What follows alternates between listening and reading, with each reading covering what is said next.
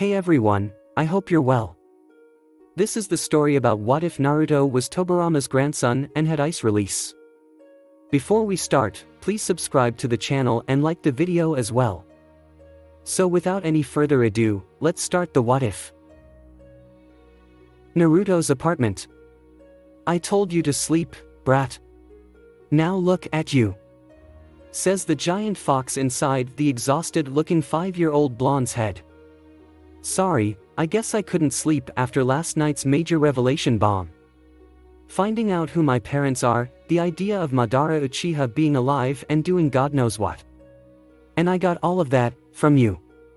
A giant oversized fur ball with too many tails who is currently living inside my stomach, which happens to be a sewer, and who I decided to be my first friend. What did you call me, brat? My first friend? Yeah, I know, it's pathetic, but... No. The other one. The oversized fur ball with too many tails. Oh haha, sorry Kurama. I get a little cranky when I don't get enough sleep, he laughed nervously, and embarrassed of what slipped out to his new furry companion. Well I guess it can't be helped. Kurama then begins to channel a small portion of his chakra into Naruto's, to give him a little energy boost. But the sly fox underestimated just how powerful his chakra is. And like a monkey jumping out of his cage, Naruto's exhaustion is now completely replaced with a burst of hyperactive energy, causing the little blonde to suddenly jump out of his bed and couldn't stay still. Whoa!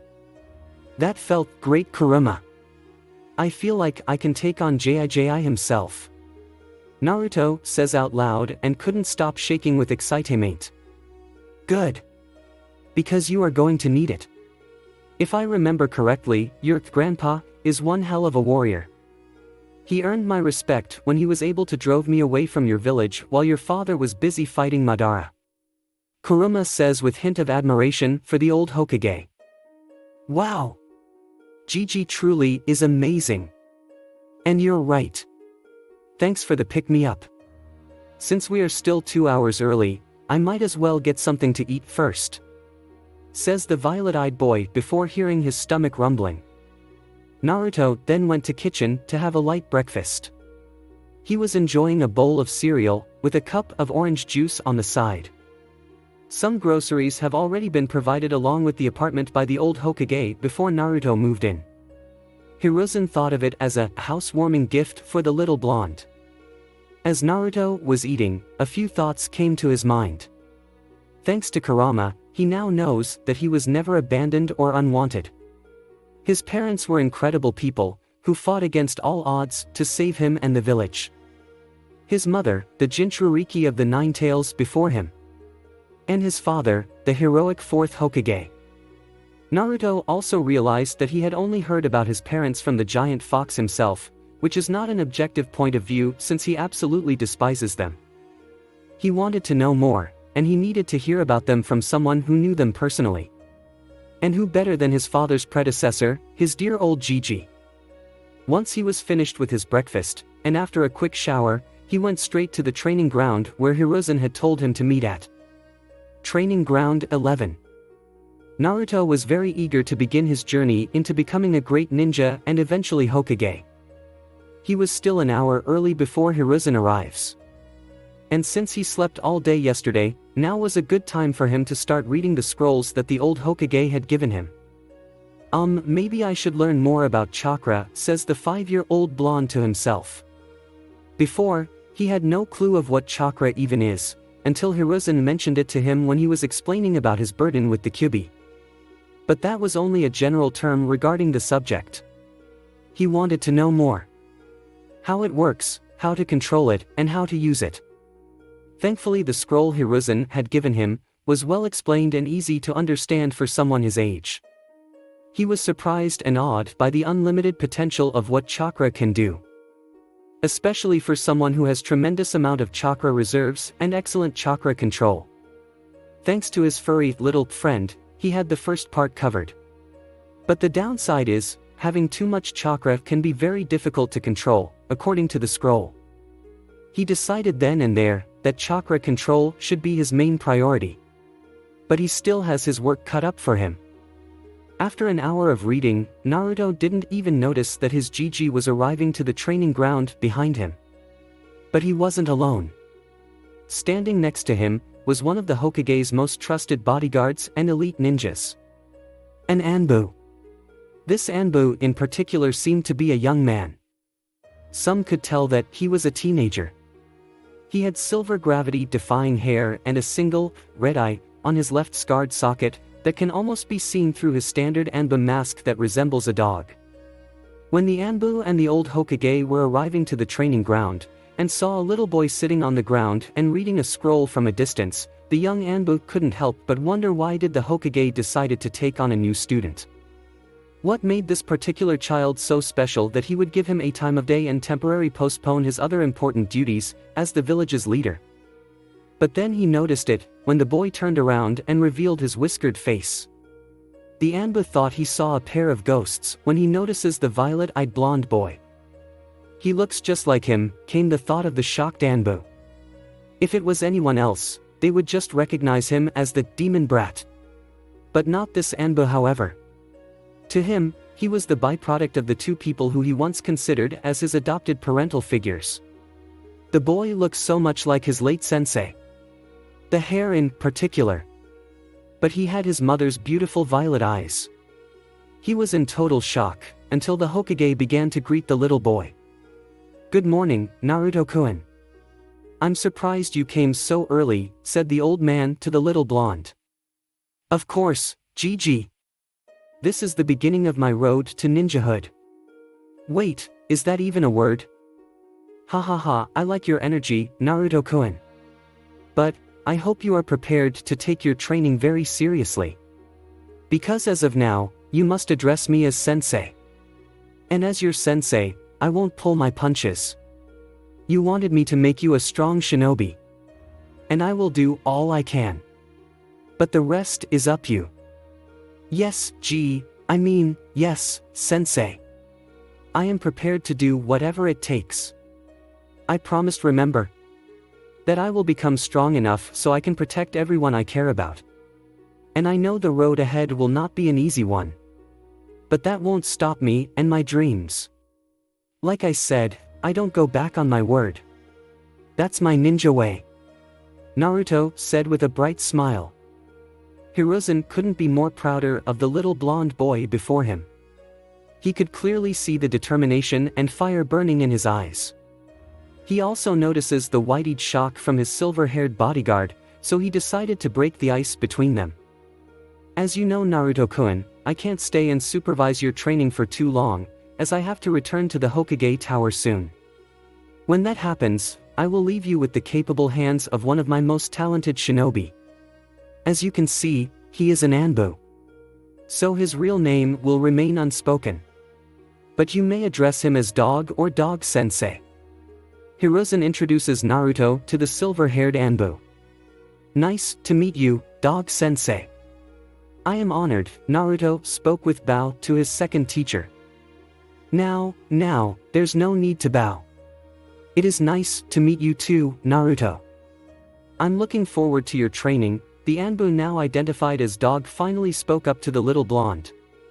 "When you are ready, we will begin with the physical exercises to determine your strengths and weaknesses.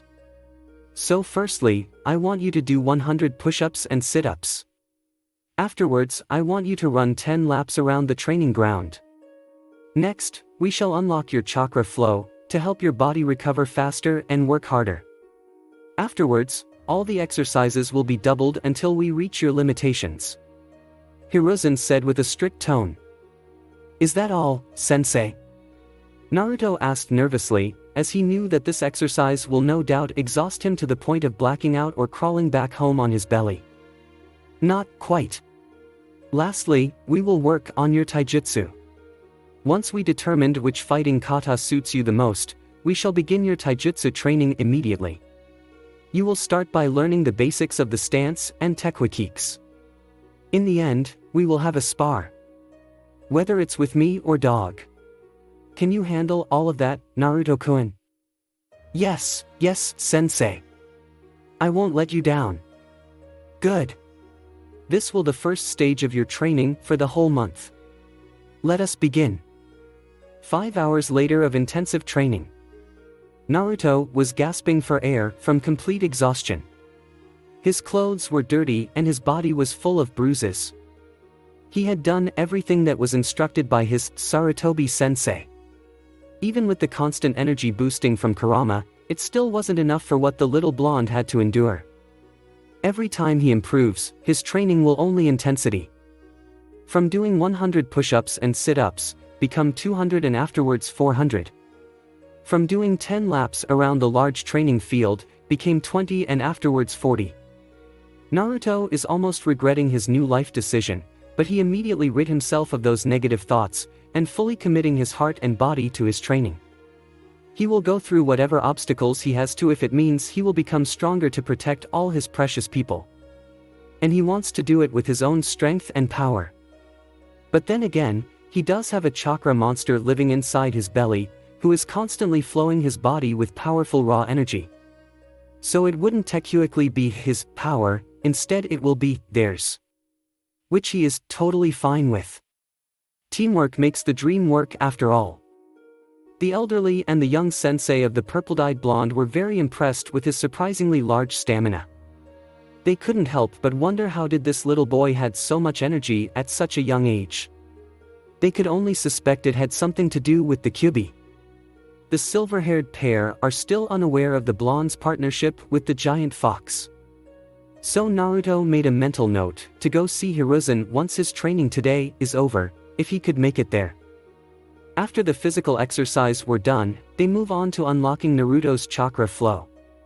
Once it was done, Naruto is able to willfully tap into his chakra network to help improve his strength and speed. But as he predicted, he needs more training on chakra control if he is going to use any jutsus effectively. After a few hours of meditation to help steady his chakra flow, they finally move on to Taijitsu training. The old Hokage brought many scrolls regarding shinobi katas for Naruto. Many of the katas were quite difficult for the young blonde, as they require a lot of raw strength and offensive capabilities, for the purpose of overpowering their opponent. Some of the katas requires a dojutsu to work effectively, like the Interceptor Fist of the Uchiha clan and the Gentle Fist of the Hyuga clan. Judging from the way Naruto trained his punches and kicks on a wooden pole earlier, Hiruzen came to the conclusion that Naruto is more of a defensive fighter. A little unusual for a shinobi, but he never was the normal type anyway. Luckily, Hiruzen manages to find one kata that was suitable for him. It was an old forgotten art, but as he continues to read the scroll of the chosen kata, he realized it was absolutely perfect for the little blonde. It is called the Wing Fist. It was once a traditional fighting style and a form of self-defense. It requires quick arm movements, strong legs, and high stamina. The fighter must be in a relaxing manner at all times, so they will be able to calmly block and counter any opponent's attack with rapid fast strikes. Naruto was excited to finally have his own kata. After learning the requirements of the Tekuhike, he began to train the speed of his strikes and reflexes. Luckily, Hiruzen happened to bring the perfect training tool for Naruto's new kata. He pulled out a scroll from his sleeve and unsealed its contents. And from the burst of smoke, it revealed to be a wooden pole. This pole, however, has 3 arms and 1 leg, which represents an opponent's body in various positions and lines of force that the body can give out. The arms and leg is able to move in a 360-degree spin. Once Naruto blocks an arm, it will quickly circle around to hit him on the opposite side. It was the perfect tool to train his blocks and reflexes. He trained on it for 3 hours. Those wooden arms are extremely durable, thus resulting several bruises on Naruto's forearms and bottom palms from having to constantly block, and some on his face when he failed to block. As the final hours is approaching, it was time for the sparring session. Hiruzen wanted to spar with Naruto on his first day of training, but he realized that he should wait a while, at least until Naruto is able to master the Wing Fist, or at least fight adequately with it. Either way, it was time for him to head back to his office. You've made great progress today, Naruto-kun. I'm sure in a week or 2 you'll be able to master the Wing Fist soon enough. But I'm afraid I must leave you now. But don't worry, you will see me again tomorrow. Your sparring partner today will be Dog. Good luck, my boy. Hiruzen said with a proud smile. Thank you, Sarutobi-sensei. Oh wait. I need to talk to you later. It's something important. Is it alright if I come by your office once I'm done? Naruto asked. Sure, Naruto. You can always come by to my office anytime. But right now, you should focus on your spar. I have already given Dog instructions to not get carried away. All you have to do is land one hit on him, and you win. Farewell, you two. The old Hokage says before he shunshin back to his office. Man, I really want to learn that jutsu. Naruto says to himself, once again awed by the convenience factor of that jutsu. You mean the shunshin? I can teach you that if you want, says the silver-haired Anbo, as he overheard the blonde talking to himself. Really, Dog-sensei? Naruto yells out excitedly. No. Not really, Dog says, with a carefree tone and an eye smile behind his mask. Bad. Bad, Dog-sensei. Naruto yells with his squeaky voice, as he was little annoyed to have his hopes up and be immediately knocked down by the no-name Anbu. Now, don't be like that. Tell you what, if you are able to land a hit on me, I'll teach you the shunshin. But if you lose, you have to buy something for me to eat tonight. And I'm craving for something sweet. What? But you're the adult. Shouldn't you be treating me? I'm 5 for crying out loud. Now, Naruto. You are never too young to treat someone you know. Plus, I'm 18, which means I still am technically a teenager, and not yet an adult. Naruto pouted a little with his whiskered cheeks, realizing there is no winning against the smartass Anbo. Fine. You have a deal. But this bet doesn't end here if I lose. I might lose today and I might lose tomorrow. But I will land a hit on you eventually. And you will teach me that jutsu. Believe it. Naruto finishes passionately, but then he felt a little disturbance in the air, as if millions of people just palm-slapped their foreheads after hearing him saying that last sentence. Ugh, I hope he never say that phrase again, came the thoughts of both Naruto and Dog. Agreed. Now Naruto, show me the results of your training. Here I come, Dog-sensei. Naruto and Dog both charged at each other. The fight was obviously one-sided, with the silver-haired Anbu effortless winning against the little blonde. Naruto manages to block a couple of punches, but he failed to counter with any of his strikes at the elderly teen. This proves that one day of training isn't enough to beat someone who is considered an elite ninja, who had years of experience in combat ahead of him. Dog would constantly knock Naruto down several times. Painfully. But what impressed him the most is that Naruto would constantly get back up on his feet to continue the spar like it was nothing. The boy's tenacity and determination was a welcoming quality for the silver-haired teen. But ultimately it was all in vain, as after the 36th time Naruto was knocked down without even landing a single hit on Dog, he finally collapses from exhaustion. Streets of Konoha, nighttime. Naruto eventually woke up, but realizes he wasn't on his feet or back anymore. Instead he is being carried piggyback style by the silver-haired Anbu. So you're finally up. Ow, what happened, Dog-sensei? You lost, that's what happened. Oh man. Well, I guess it was expected. But know this, Dog-sensei, I will land a hit on you one day, and then you will be the one treating me to sweets. And oh, even better, ramen, hahaha, Naruto says with his squeaky voice, as he pumps his small fist in the air excitedly when thinking about ramen. In your dreams, little man, Dog says with an eye smile. Naruto pouted his whiskered cheeks at the elderly teen's remark on his developing skills. It wasn't his fault that he just started his training. But he then realizes that he is receiving many glares from the villagers. He subtly looked around and saw all the hateful and disgusted looks on their faces. He didn't want his sensei to be caught in the middle, so. You should put me down now. I feel much better. Why? I don't mind. No, really, I can walk now, so. I meant, I don't mind the glares. Oh, so you noticed it too, huh? Who wouldn't, kiddo? I'm sorry. Thanks to me, you're getting some of those glares too.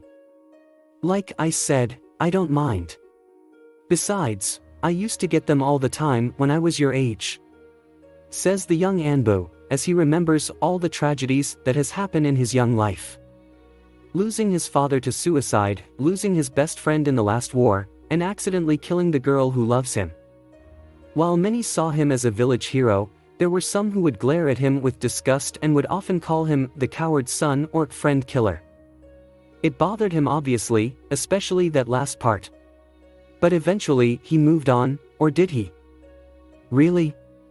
Wait a minute. But apparently Naruto misunderstood, and asked. Are you a Jinchuriki like me too? Naruto whispered to Dog's ear, which causes the young Anbu's eyes to widen and temporarily stop walking. Surprised that the little boy already knew of his burden. No. But, how did you know about that? Dog asked curiously. Gigi told me. And I understand if you hate me too. Naruto says with a dejected tone. Naruto, I'm not like one of those ignorant idiots. Even I can tell the difference between a prison and a prisoner. So don't worry about it, okay? He finished with an eye smile behind his mask. Thanks, Dog-sensei. That means a lot. Naruto gave the Anbu teen his signature bright smile, that reminded him so much of the boy's mother. It was both a comforting and painful feeling for the young man, as he once saw her like a loving motherly figure. By the way, Dog-sensei, where are we going? Naruto asked, snapping Dog away from his thoughts, as the silver-haired teen responded to his blonde student. Oh, well, since I won our little bet, I'm going to find a place that sells some sweets. And I see one up ahead. Says the Anbu, as they were approaching a small store. Dango shop. Ha! I didn't think you're the type who likes dangos, Dog-sensei, Naruto asked slightly surprised. Even I enjoy some sweets now and then, Naruto, Dog admitted. Dog finally puts Naruto down, and told him to go into the shop and order the dangos for him. The young blonde wanted to argue that he might get kicked out of the store, but he was willing to see if the shopkeeper holds any ill feelings towards him. He walks inside nervously and saw the shopkeeper, and in turn he saw him back. The shopkeeper gave Naruto a questioning stare, before nonchalantly welcoming him into the shop like he was any other customer. Naruto was in deep relief, thinking the possibility of this shop being another place for him to get food without trouble. He then ordered 4 sticks of dangos. 2 for him, 2 for Dog. As he exited the store with a happy smile on his face, he then noticed a young woman sitting all alone on a bench staring into space with a blank expression. She has light brown pupilless eyes, and purple hair that is tied in a ponytail. She seems to be around Dog's age.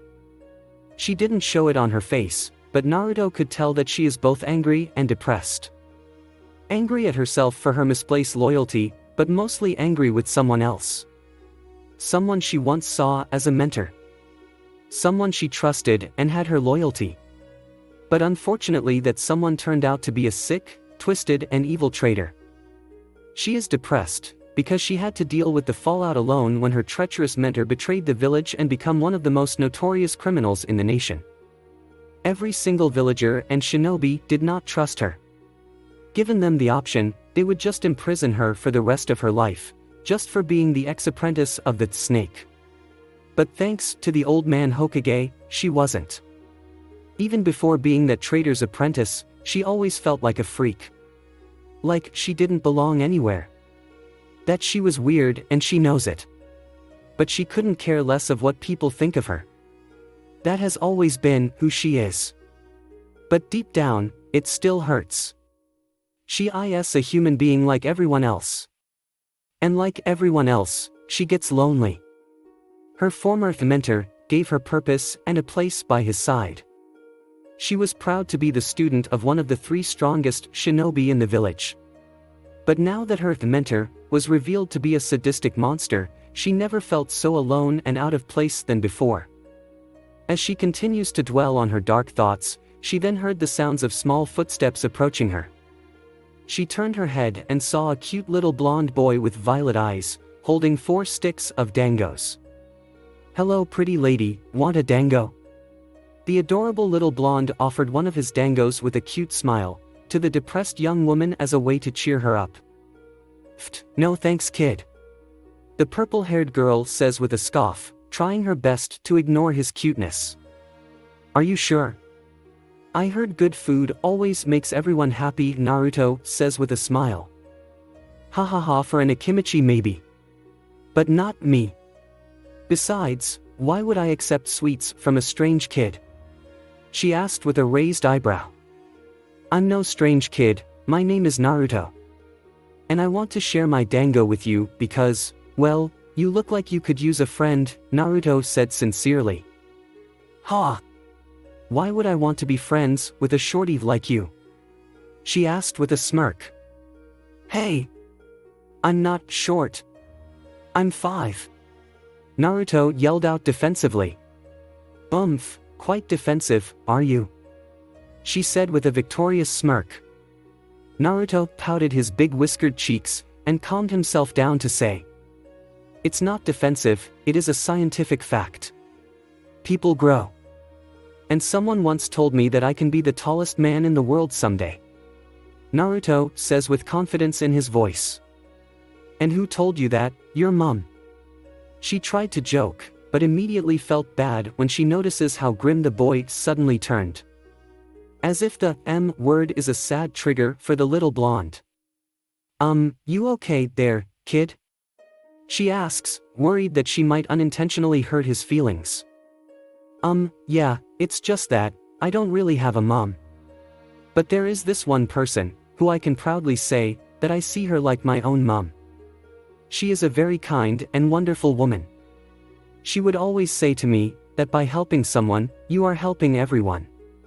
And I always believe her. I know you are not asking for it, or even want my help. But I still want to help you in any way I can. I know, I can't really do much obviously, but I know all I can do right now, is offer you some delicious sweets. 'Cause like I said, good food always makes everyone happy. Whether they are an akimichi or not. And sharing it with a friend, is even better."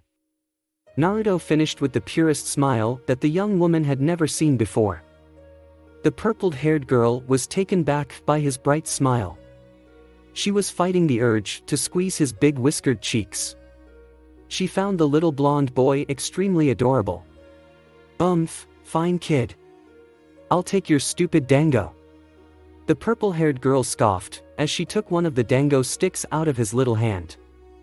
Hi, well, I hope you like it." "Oh yeah, I haven't got your name," Naruto was about to walk away, but he wanted to know who the mysterious girl is. "It's Enko. Enko Mitarashi. Nice to meet you, Enko-nichan. I'm Naruto Uzumaki. I hope we can be friends someday. Well, I have to go now. See you later," the blonde says with a happy tone, before he waved at her goodbye and walked away. As Naruto disappeared from her line of sight, the confused young woman couldn't shake the feeling that the cute little blonde boy really wanted to be her friend. A smile then appeared on her face. Well, I guess the kid wasn't so bad. Either way, free dango, says the now identified Enko, with a now cheerful attitude than before, as she slowly enjoys every bite of her sweets. Naruto then walked up to the silver-haired Anbu and handed him his 2 dangos. "What took you so long? I was getting the feeling that you were planning to go back on our bet, and run off with my dangos," said Dog to the little blonde. "Nope. A deal is a deal. Besides, it wasn't that expensive anyway. Also, I made a new friend. A pretty purple-haired girl, who I think is about your age." "Purple hair? You mean Anko? You know her?" asked the curious blonde. "I don't know much about her, except the fact that she really loves dangos. She and I used to be in the same class at the academy together." We didn't really talk much. But I once fought against her and her team during my Chunin exams. She's quite a talented kunoichi. Wow, she's so cool. A little mean, but cool. I bet you would like her. Naruto said with a teasing smirk. Now Naruto. Last time you bet, you lost terribly. So forgive me if I don't take your word for it, Dog spoke nonchalantly, but thanking his luck that he is wearing a mask to cover his slight blush, as he remembers full well what Anko Mitarashi looks like. And to put it mildly, he found her to be very attractive. But then he remembers how crazy the purple-haired kunoichi could be, so the blush immediately faded, and is now replaced with a small chill up his spine. You're so mean, Dog-sensei, Naruto says with pout, but then remembered what he needed to do once his training was over. Oh yeah. I need to go see Gigi right away. I have something important to tell him. Oh right, you mentioned it earlier. Well come on, I'll give you a lift there, Dog bent down as a gesture to give Naruto another piggyback ride. But the blonde was hesitant, as he didn't want his sensei to be glared by the villagers again because he is a pariah. Are you sure? I mean, you saw how the villagers looked at you when you carried me. I don't want that for you. Naruto then felt Dog's hand landed softly on his blonde head. 3 things, Naruto. 1. I'm wearing a mask. So they won't even know who I really am even if they glare at me. 2. I'm an Anbu. They try anything on me or you, I'll kill them on sight, and it would be legal. 3. Like I said before, I don't mind, Dog says with an eye smile behind his mask. Naruto could tell by the tone that the Anbu before him is smiling, so he then happily hops on the young man's back. Thanks Dog-Nison, but wait, can we roof jump? I always wanted to know how it feels like, Naruto asked with hopes in his eyes. Hoping that he gets to experience what it feels like to travel like a real ninja. Ha ha ha, how else are we going to reach there quickly?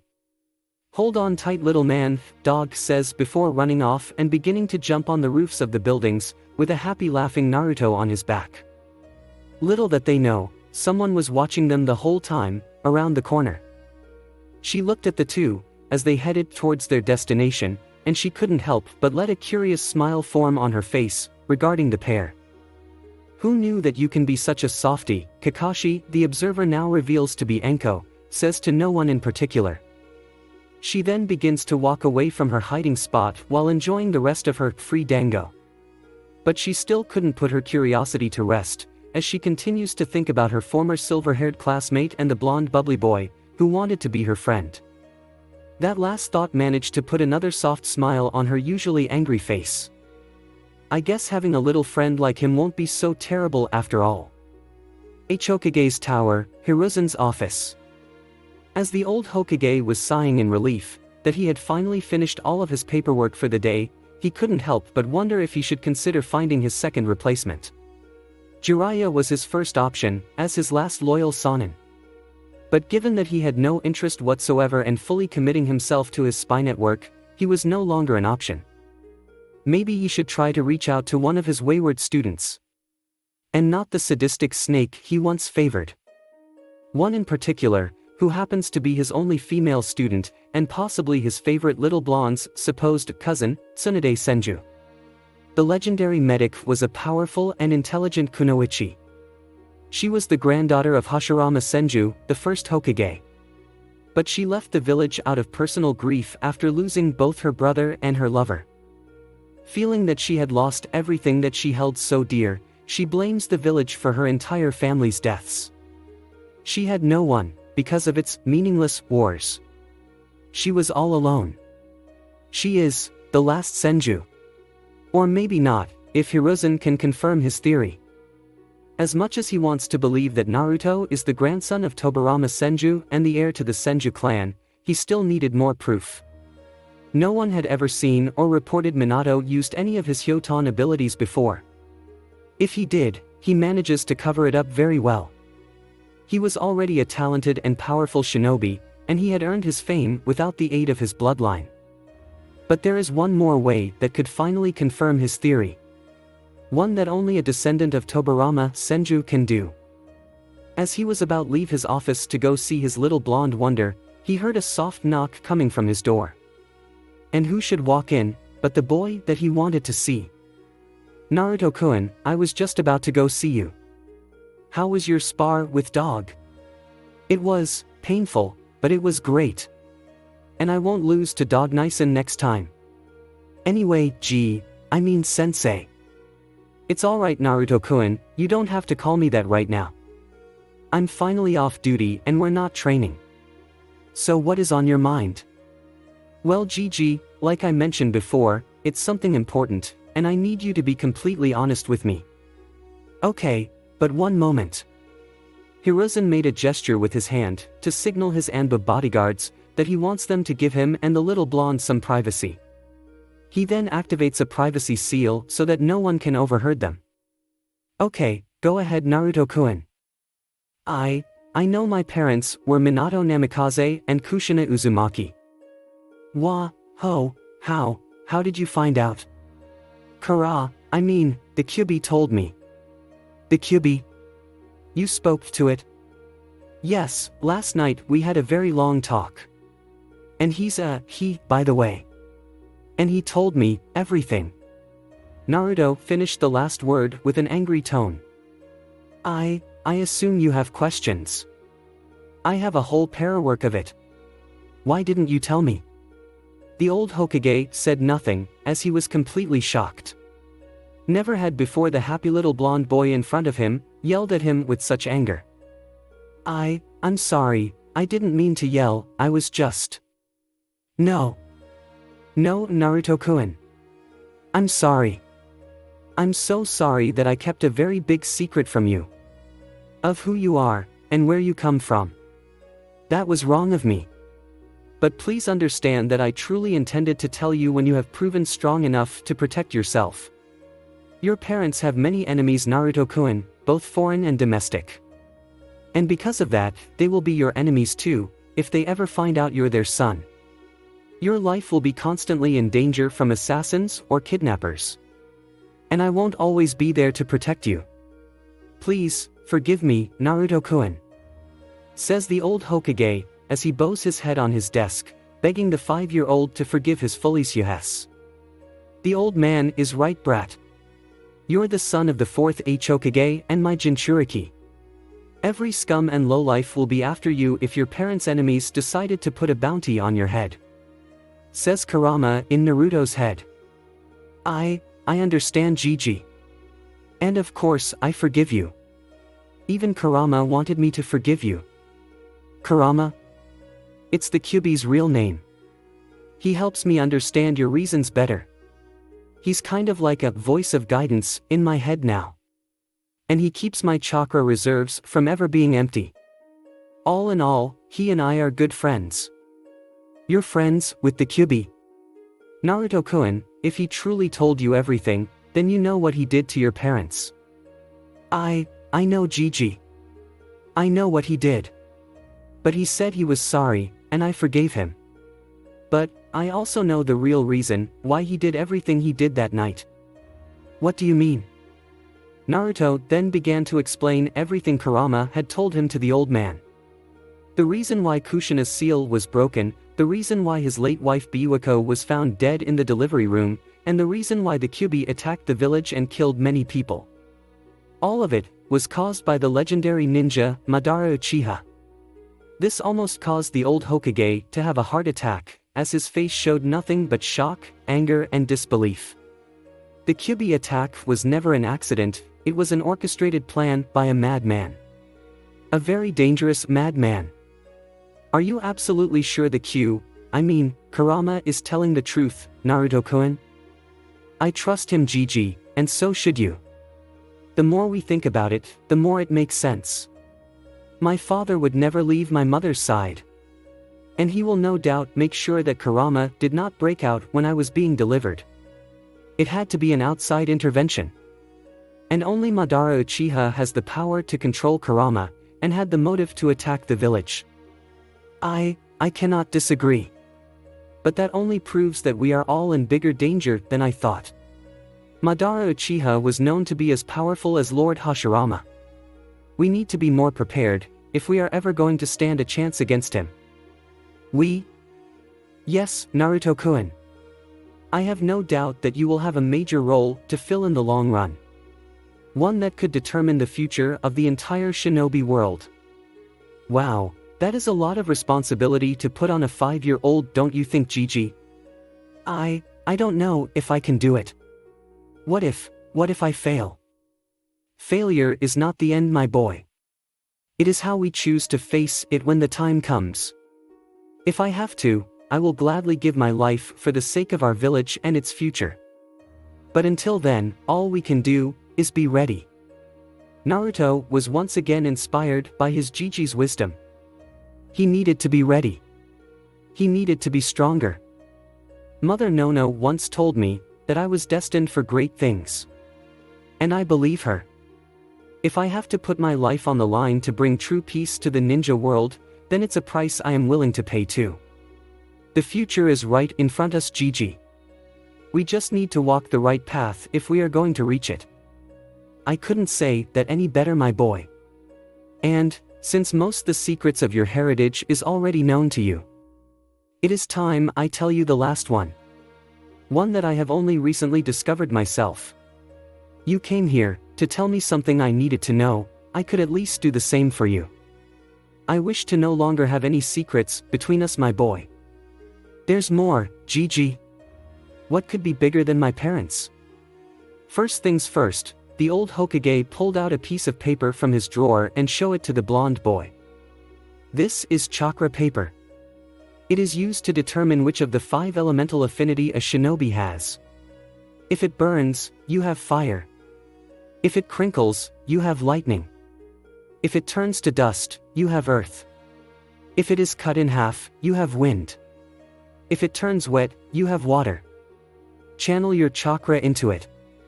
I need to see it for myself, before I can tell you anything. Naruto did what his Gigi had instructed as he took the piece of paper from his hand and channeled his chakra into it. And what happened next was a major shock to both of them. The paper was completely soaked, like it had been drowning in the ocean for days. And afterwards, it was cleanly cut into 8 different pieces. This proves that Naruto has a very powerful water affinity, as well as wind. Hiruzen had only seen one person who had a water affinity that powerful before. His former master and predecessor, Tobirama Senju, the second Hokage. And the power of his wind affinity is no less either. Aside from his old friend Danzo Shimura and his rebellious son Asuma Sarutobi, Hiruzen knew one other person in the village who had a wind affinity that's strong before, or even stronger than the other two, Kushina Uzumaki. Naruto had inherited the best qualities of his mother and grandfather. And there is a high chance that Naruto's ice release would be the strongest. This had finally confirmed his theory, and he was ready to finally tell the little blonde the last secret. Naruto-kun, not only you have 2 affinities, which is very rare, especially for someone your age. They happen to be strong too. Very strong. And this is enough for me to confirm my theory about your true heritage. I don't understand. What other heritage I have aside from being the 4th Hokage's son? You, my boy, are the grandson of Tobirama Senju, the 2nd Hokage. What? Really? After seeing your affinities, I can confidently say so. Remember last week? When it rained for days? It reminded me of a time when Master Tobirama had to grieve for Lord Hashirama's passing. He loved his big brother very much, and his loss took a big toll on him. Master Tobirama was known to have the world's strongest water affinity. It was why they call him Konoha's water dragon. He didn't even need a water source to perform his Suiton jutsus. All he needed was the moisture in the air. The man was a genius in many ways. He was the man who invented the shinobi ranking system, and the creator of many forbidden jutsus. Wow! I guess both my Gigis are awesome. Ha ha ha, thank you, Naruto-kun, but there is one other thing you should know about your grandfather. Or should I say your grandmother in particular? Oh yeah, my grandmother. Who was she? Her name is Akira Namikaze. Or at least that was her name when she came to the village. Her real name is Akira Yuki. And if my studies are correct, she is from the Yuki clan of Kirigakure. Known for their special elemental Kekkei Genkai, known as Hyoton, ice release. Your father might have inherited this power, but it was never reported. And since you have both water and wind affinity, which are the combination of the Hyoton affinity, you should have it too. You mean I have a Kekkei Genkai? Like the Uchiha and Hyuga clan? Yes, Naruto. I can also confirm this, when you were able to make it snow, on the day of your birthday. I did that? Yes. It seems your powers are connected to your emotions. Whenever you are sad, it would either rain or snow. Or at least that is my hypothesis. I see. But Gigi, does this mean I'm a Senju? Yes, Naruto-kun, you are one of the last two Senjus left in this world. What do you mean, last two? Do I have a relative? Yes, your cousin, Tsunade Senju. One of my former students. Where is she? I want to meet her. I'm afraid. She is no longer in the village now. Years ago, she left, due to her grief of losing the two people who were very precious to her. They were her family. They were her only family. She felt that she had no other reason to stay, and she blames the village for their deaths. But I'm family. Why couldn't she stay for me? Or Dad? Tsunade doesn't even know about you, or your father, Naruto-kun. I myself, just found out a couple of days ago that you too are Senjus. And she left years ago, way before your father's reign. Then we need to find her. And bring her home. I don't care why she left. She's family. She's my family. I already had my greatest spy searching for her as we speak. But Tsunade is one of the legendary Sannin for a reason, so finding her will take a while, or maybe years. I understand. I just want to meet her, you know. I know you do, Naruto-kun, and you will. But for now, you need to be patient. Let us make a great ninja out of you first. So one day, you can go help find her yourself. You're right, Gigi. And when I find her, I will show her that I'm a great ninja. Then we'll come home together, and be a family. Ha ha ha, I have no doubt you will, Naruto-kun. Gigi, may I request something from you? Why so formal, Naruto-kun? Well, I would like officially request to change my name to Naruto Senju. But Naruto, that name is far more dangerous than your father's. Are you sure? Yes, Gigi, while I would like nothing more than to have my father's name too, I can't let the Senju name end with Tsunade. The world still needs a Senju, and I would proudly wear that name like a badge of honor. Technically speaking, you are the heir to the Senju clan. So it is only a matter of time before you take the name anyway. Very well, I will grant your request, Naruto-kun, but only under two conditions. What is it? Firstly, you must not reveal your true heritage yet.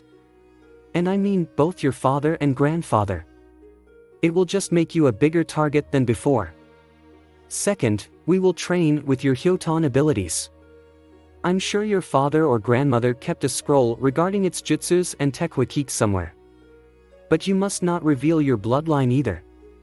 The Hyoton is known to be one of the rarest elemental Kekkei Genkai in the world and second strongest. I will only grant you permission to use it, if it is a matter of life and death only. Is this acceptable? Yes, Gigi. I accept the terms. Then it is settled. As of today, you are now Naruto Senju. Training Ground 11. After his meeting with the old Hokage, the now named Naruto Senju has never been more motivated to do his training than ever. To already have an enemy as legendary as the great Madara Uchiha, he knew the shinobi world will never truly be safe as long as he is still out there.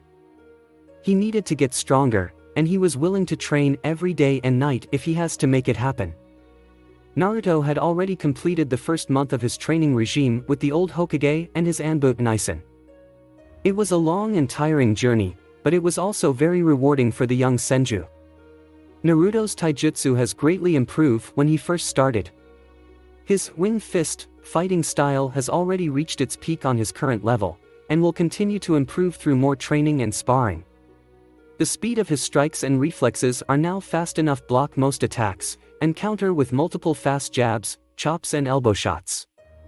Of course he still won't be able to defeat someone of elite Jonin level like Dog, or obviously a Kage level like Hiruzen, but his senseis can proudly say that he can stand toe-to-toe and possibly defeat a mid-Genin level shinobi in a taijutsu fight. The next phase of his training would be Chakra Control, which surprised the old Hokage since Naruto is the one who recommended it. Hiruzen had assumed that the little blonde would eagerly like to move on to his ninjutsu training already. But when he explains his reasons such as, "I still need more time to control the amount of chakra I use, otherwise the execution of my jutsus won't be as perfect as I wanted, and I'll just be ending up wasting a lot mine and Kurama's chakra in the process." The old Hokage still can't get over the fact of how mature and responsible Naruto is for someone his age.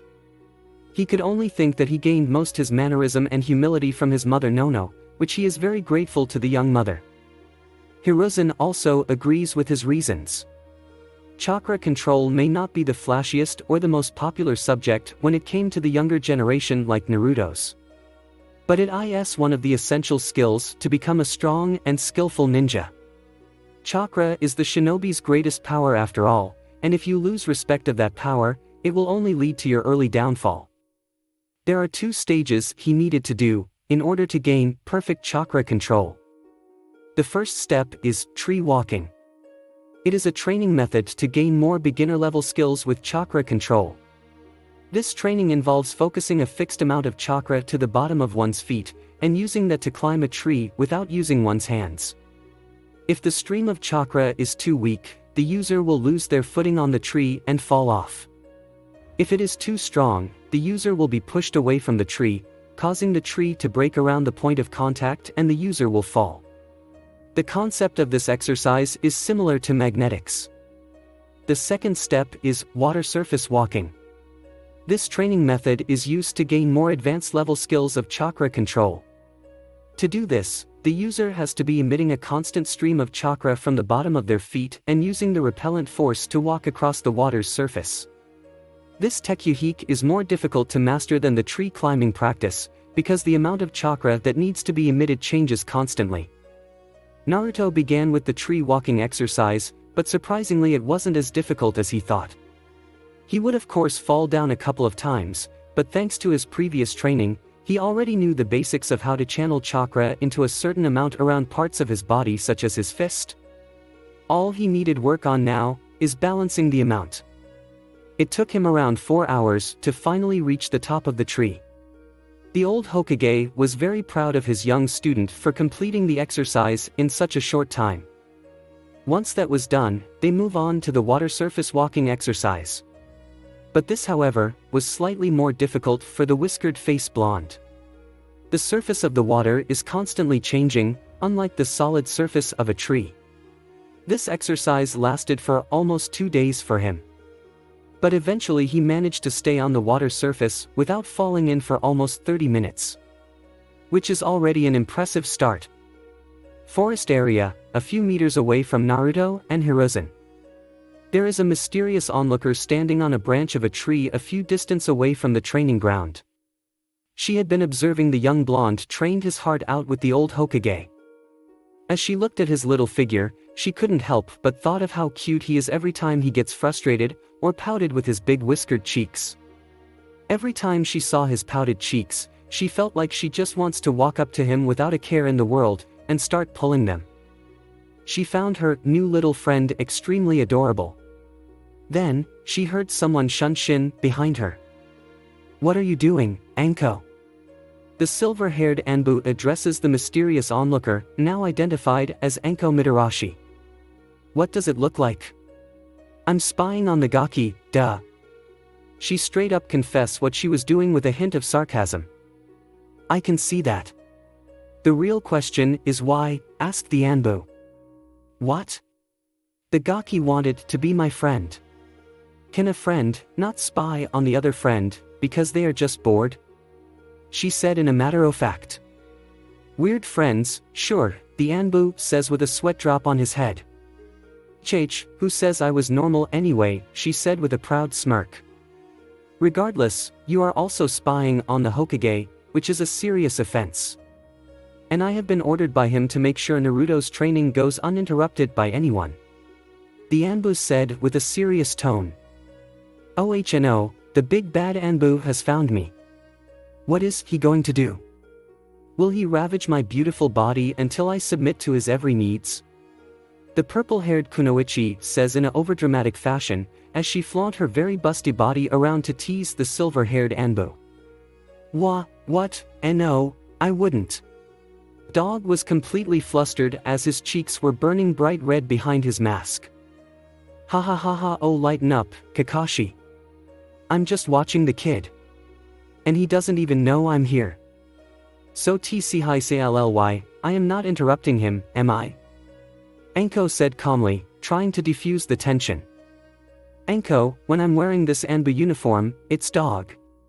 He said in a serious tone once more. But why?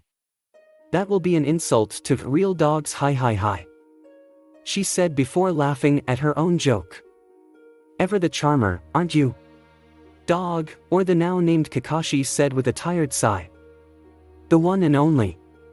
Besides, I don't care what masks you wear. To me, you'll always be Kakashi. Anko said with a warm smile, as she looked at him with admiration in her eyes. Kakashi said nothing in return, but he was blushing a little behind his mask for what the pretty purple-haired Kunoichi thought about him. But then again, you're not the same rule-following, stuck-up I remember. You're quite a softie when it comes to the Gaki, Anko said with a smirk. Kakashi now had a tick mark on his head after hearing what she just said about him. But deep down he had to admit, she wasn't completely wrong. What makes you think that? I'm just doing my job, that was assigned by our Hokage, Kakashi said, trying to prove to her that he wasn't a softie. Oh please, I have never seen you be this nice or protective of anyone before. Besides, I don't blame you, the Gaki is freaking adorable. But, he does look a bit familiar, doesn't he? The silver-haired Anbu said nothing, as he already knew what she was implying. He must really mean a lot to you, huh? More than you know.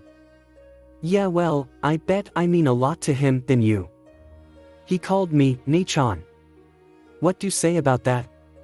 Anko said with smirk and a challenging tone. Oh yeah. He called me Nison.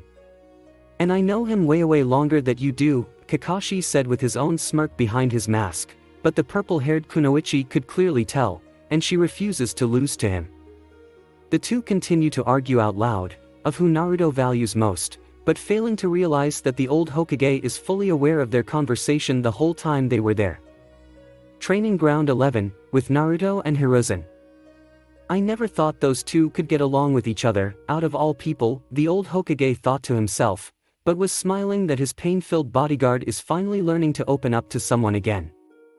He then turned his attention back to his little blonde student. Naruto is completely exhausted, both physically and mentally. Even with Kurama's chakra support, Naruto is still a child with a child's body. He had been working to the bone of trying to improve his taijutsu and chakra control.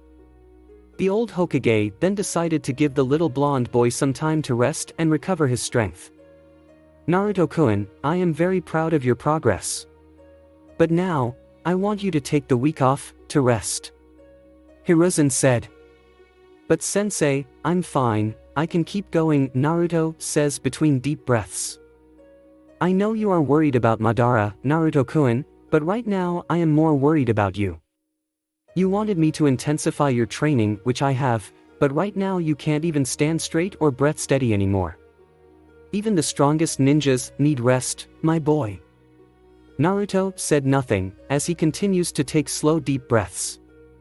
You have already completed the first phases of your training, and soon we will move on to ninjutsu, and eventually training with your Hyoton. They will be your toughest training yet, which is why I need you to be at 100% by then. Besides, I still need time to search for any scrolls regarding the Hyoton that your father or grandmother might have left. There are some places around the village where I can start looking, but it will take a while. And in case you think otherwise, this is an order. Hiruzen said with a serious tone. Yes, sensei, I will do as you wish. Besides, it might not be too bad. I have been craving for Ichiraka ramen for days now, Naruto said with an exhausted smile and a drool of saliva from his mouth from the thought of delicious ramen. Ha ha ha, very good, Naruto-kun. Do you want me to shunshin you back to your place? Hiruzen asked. Actually yeah, that would be great. My legs feel like jelly right now. Naruto said with a tired smile. The old man then placed a hand on Naruto's shoulder and they shunshin away to the little blonde's apartment. Naruto immediately collapsed on his soft bed and fell asleep. The Hokage smiled at the sleeping Senju and then shunshin away again, but this time back to his office. Naruto's apartment. Naruto was asleep for 2 days straight. The reason why he woke up now is because his stomach was crying out for food. Ramen in particular. He got off his bed and saw it was now the middle of evening. He then went to take a long shower first, after realizing he had not cleaned himself up before falling asleep, which he now stinks of sweat. He then put on his clean clothes, which consist of a green long-sleeve shirt, with a white short-sleeve t-shirt over them that has a red spiral symbol at the front, and dark blue shorts and sandals. He then went off to his favorite ramen stand. Streets of Konoha. Naruto was now walking down the streets of Konoha, and to his relief, there were not many people around at the moment. There were some villagers who still glare at him of course, but thanks to his training he now has a thicker skin, and decided to shrug off the glares with no care. As he continues to walk, he couldn't stop thinking about what his Gigi had told him, regarding the many stories of his parents. Of how they met, how they fell in love, and who they were as a person. He smiled to himself when he thought about the part, where his mother was not only a strong talented kunoichi, but she was one of the most beautiful women in Konoha. His father on the other hand, was one of the most bravest man the old Hokage had ever knew. Even at a young age, he excelled to tremendous heights in his shinobi career and accomplished so much. And when Minato and Kushina heard that she was pregnant with Naruto, they were completely overwhelmed with so much joy and happiness of finally becoming parents. Naruto let a single tear fell down from his right eye, thinking about that last part. His parents truly loved him. And he was very grateful for their unconditional love, even before he was born. He knew he had very large shoes to fill, and he vowed to do his best. As he was so deep in thought, he didn't even realize he accidentally bumped into someone. The person fell down and Naruto was immediately snapped back to reality after hearing the loud angry feminine voice. Hey! Watch where you're going! Yelled loudly by the angry girl, who Naruto knocked down, but her voice was cute and squeaky. Oh, I'm so sorry, I didn't see you there. I guess I was a little distracted, Naruto said, embarrassed for not seeing where he was going, and tries to laugh away his mistake. Well, get tracked and help me up, shorty. She said angrily, as she firmly extended her right hand out for him to pull her up. Hey! I'm not short. I'm 5. And you're a little bossy, you know that? Is this really how you usually meet new people? Said the height-sensitive blonde. Hey! I'm 5 too. And you knocked me down, which means it is your responsibility to help me up.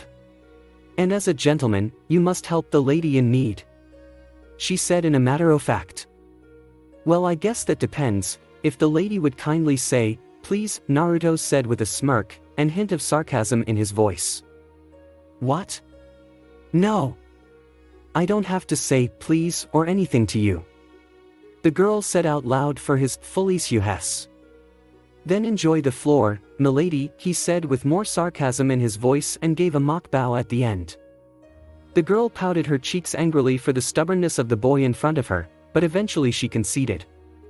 Can you just help me up, please? She said begrudgingly, as she extends her right hand out to him again. Now that wasn't so hard, was it? Naruto says, as he reached out for her hand. But when he took her hand into his to pull her up, they felt a sudden spark between them when their hands touched. Their cheeks were blushing red when they felt the mysterious electricity flowing through them. Naruto began to gently pull her up, and they were now able to get a better look at one another. The girl has blonde hair just like his, but more platinum than sunny, and is currently shoulder length. Her eyes are as blue as the morning sky. Naruto couldn't help but blush at the sight of the cute blonde girl before him. And she is slightly shorter than him, which made him even more happy. The girl, however, is even more flustered with the blonde boy in front of her. She found his whiskered marks to be exotic, and they made him look very cute. But the most important thing she was drawn to are his eyes. The violet purple of his lenses were so bright that she almost lost herself in them. Not to mention that purple is her favorite color. As they continue to be distracted by the other's appearance, they realized they had been staring for far too long, and their little hands are still holding firmly together. They quickly let go of each other's hands, and try to hide their embarrassed blush. "Ah well, thank you for helping me up, I guess," the girl says, trying to ease the tension between the two. "And, thank you for saying please, ha," says the blonde boy, trying to let out an innocent joke. "Yeah, well I should go now. I need to go get some dinner, before all the stores are close," the girl said. "You're out here to get dinner all by yourself?" Naruto asked. "Yeah, my daddy is a ninja, and he's away on a mission for the whole week. I don't really know how to cook yet, except making toast and cereals, teehee. So I need to buy own food, until he gets back," she told him with an embarrassed giggle. "I see, well, I'm heading to Ichiraka Ramen to get some dinner myself. Would you like to join me?" The sunny blonde boy asked shyly to the cute platinum blonde girl. "You want me to have dinner with you?" The girl asked shyly in return, with a small blush on her cheeks. "Only if you want to, of course," Naruto said, trying to sound more aloof, so he doesn't come off weird or desperate for company. "Well, I always wanted to try ramen, so sure. Why not?" she said with a smile. "Great. Let's go. I don't think I got your name," Naruto innocently asked the girl. "Well, as the gentleman, shouldn't you give yours first?" she asked with a smirk. But Naruto simply returned the smirk with a little bit of sarcasm. "Well, of course, milady. I'm Naruto Senju. Nice to meet you," he said with his signature bright smile, and extended his right hand to her for a handshake. "I'm Ino Yamanaka. Nice to meet you too, Naruto," she said with her own bright smile, while extending her right hand to meet his. They then shook each other's hands, but once more felt the same unknown spark, causing them to blush their cheeks red again. Afterwards, the blonde pair made their way to the delicious ramen shop together. Little that they know, that this was the beginning of a beautiful friendship. Thanks for watching. I hope you enjoyed. If you enjoyed this what if and want to see next part of it, comment down below and let me know. Also share this video with your friends. See you in the next video. Peace.